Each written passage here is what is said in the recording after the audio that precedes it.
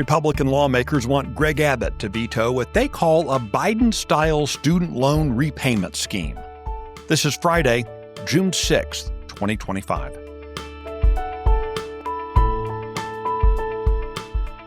Texas Scorecard presents the day's first news for the Lone Star State. The Texas Minute, with your host, Michael Quinn Sullivan.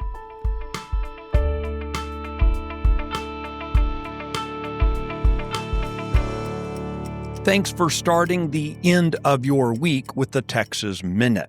It was on this day in 1944 that the largest amphibious invasion in history took place as Allied forces landed on the beaches of Normandy to begin the liberation of Europe. More than 2,500 of America's young men died on that day of days.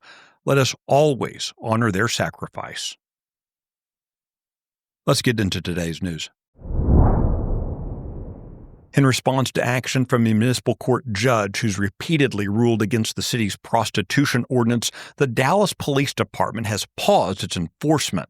DPD cited a May 21st ruling by Dallas Municipal Court Judge Jay Robinson regarding a case involving Sabrina Gabriella German and Journey Randolph.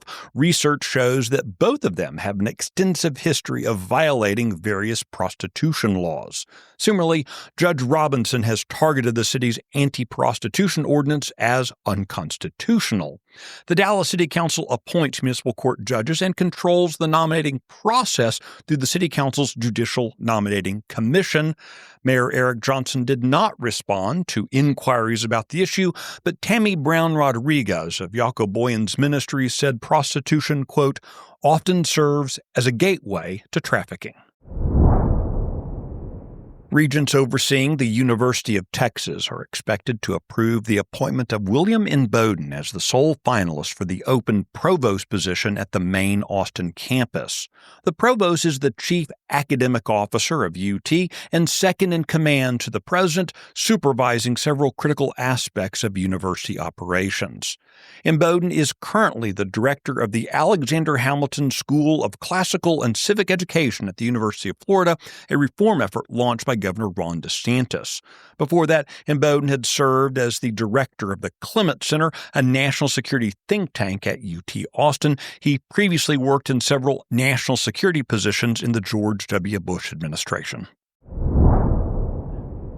Although Texas lawmakers sent a measure abolishing the Texas Lottery Commission to Governor Greg Abbott, they stopped short of entirely ending the gambling enterprise. Many folks have been asking why. A potential reason is that the Texas Lottery is very lucrative for its vendors, most notably International Game Technology PLC, or IGT as it's more commonly known. Texas was IGT's third largest market in 2024. Only the entire countries of Canada and Italy had larger market shares for IGT. The next closest U.S. state for IGT revenues was New Jersey, which has had expansive casino gambling since 1976. IGT's contract to continue running the Texas Lottery was renewed in 2010, with commissioners then agreeing to one of the largest contracts ever awarded in the state, up to that point worth $1 billion. Reform legislation adopted by lawmakers this year was crafted alongside the lottery's stakeholders, which is Austin speak for vendors, and it protected IGT's contract with the state. The IGT contract was set to expire on August 31st, 2026, but has been extended now for 2 more years. The Texas Minute will be right back. The Luke Macias Show is your access to what happens behind closed doors in Texas politics. Listen weekly to me, your host, Luke Macias, as I break down what is actually happening in conservative politics in the Lone Star State, a state that we all love and cherish. Listen weekly wherever you listen to podcasts. This show is a product of Texas Scorecard.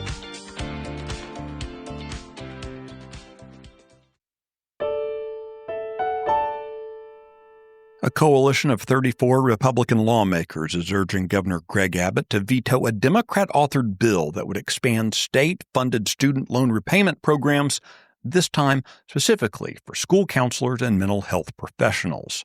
Legislation that was authored by Democrat State Senator Royce West of Dallas would broaden eligibility for Texas's loan repayment assistance program to now include school counselors, marriage and family therapists, and other behavioral health professionals.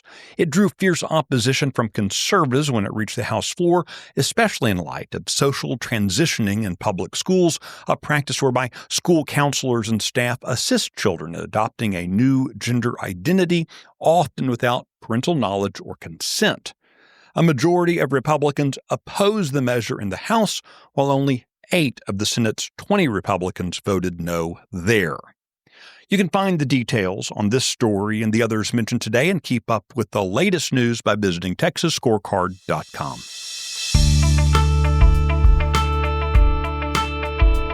If you enjoy the Texas Minute, please give us a rating on your podcast app. This is the easiest way to help us help others find the show.